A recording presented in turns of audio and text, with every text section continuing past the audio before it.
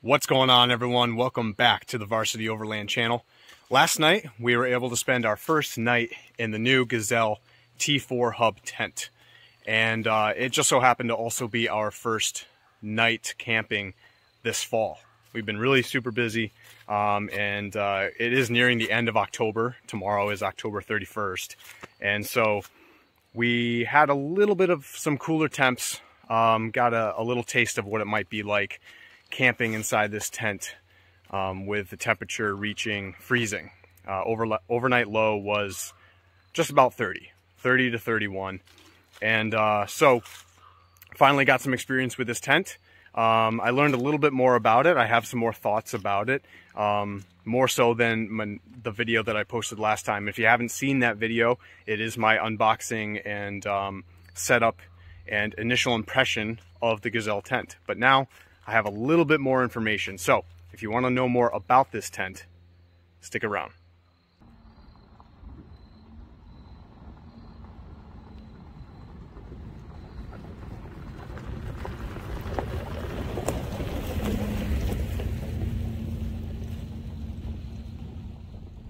Hey everyone, thanks for checking out my channel. If you haven't seen my previous video, I gave a brief description of the new Gazelle tent that I'm using, as well as why I plan to use it over the next few months instead of my rooftop tent. You can also find the setup and the living conditions on the inside in that video. Today I'm going to be using some footage from that video that never made it to YouTube, as well as some footage I collected last night sleeping in the tent and this morning when I was just out on the trails.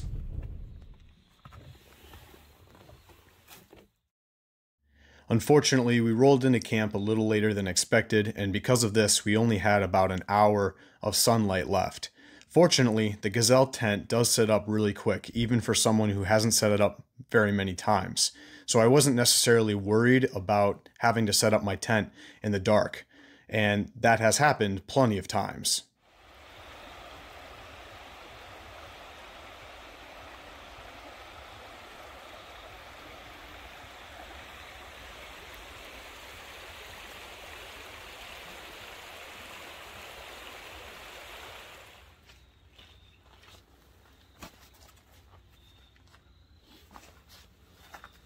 So I have to admit, my favorite part about the Gazelle tent so far is how easy it is to move. For those of you that have rooftop tents, you can understand the struggle of putting that thing on your rig and then taking it off of your rig. In a lot of cases, myself included, people will leave their rooftop tent attached to their truck or their SUV for months and months on end, just because of how difficult it is to move it on and off the truck. I had my iCamper on my truck for probably 9 to 10 months before I was able to take it off a few weeks ago. And it doesn't really seem like that much of a big deal until you start to think about wear on your suspension. You start to think about the extra weight weighing down the truck when you're trying to travel long distances. So then you're taking in fuel economy into consideration as well. And then when you want to park it inside the garage and you don't have big garage doors like my case, you have to take the whole thing off, and getting it off is not simple because my iCamper is 150 pounds and a lot of rooftop tents are definitely over 100 pounds. So that's usually a two-person job unless you have some sort of, pulley or crane system in your garage. But with the Gazelle tent, I can put that thing on and off of my truck by myself, no problem. And it stores in the garage really easy too. I can tip it up on end and just leave it there.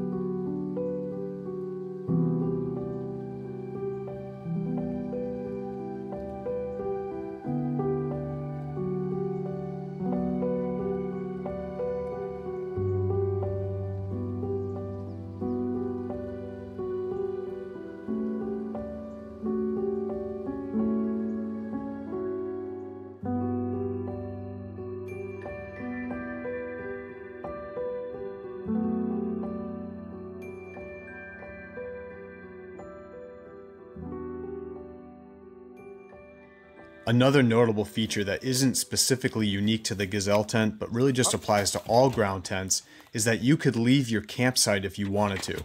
Whether it's because you want to ride on some trails, go for a hike, or let's say that there's a medical emergency and you have to break down your rig or break down camp as quickly as possible, you can leave your ground tent behind. And camping with my dog and camping with other friends like I was last night kind of put this into perspective for me. If anything should happen to my pet or anything should happen to one of us there at the campsite, we could leave quickly. We could be the one vehicle that could get out quickly because the other trucks had rooftop tents.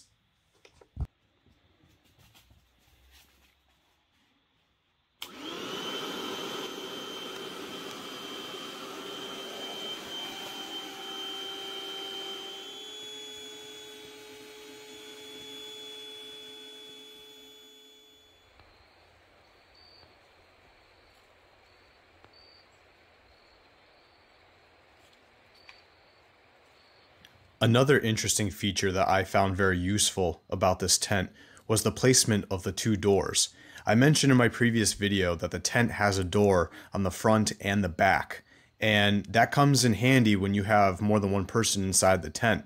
What we ended up doing was we placed the air mattress in the direct center of the floor, and that way I could get up off that mattress and use one door without having to disturb my wife or my dog on the other side of the tent, and she could do the same thing with her door.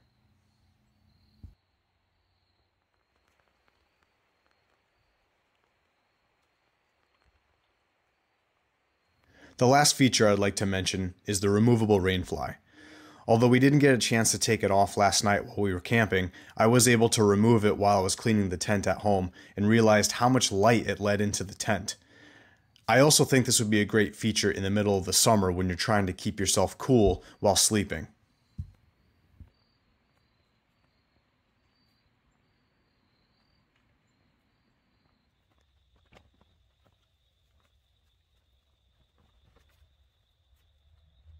Alright people, that's going to be it for this video. I hope you gained a little bit more information about the Gazelle T4 Hub Tent. I'm feeling pretty positive about this tent. It sets up quick, it takes down quick, it has some interesting features. We tested it out last night when the temperature got to be around 30 degrees and we were pretty comfortable. So if you want to see more about this tent, stick around for future videos and I'll catch you guys next time. Peace people.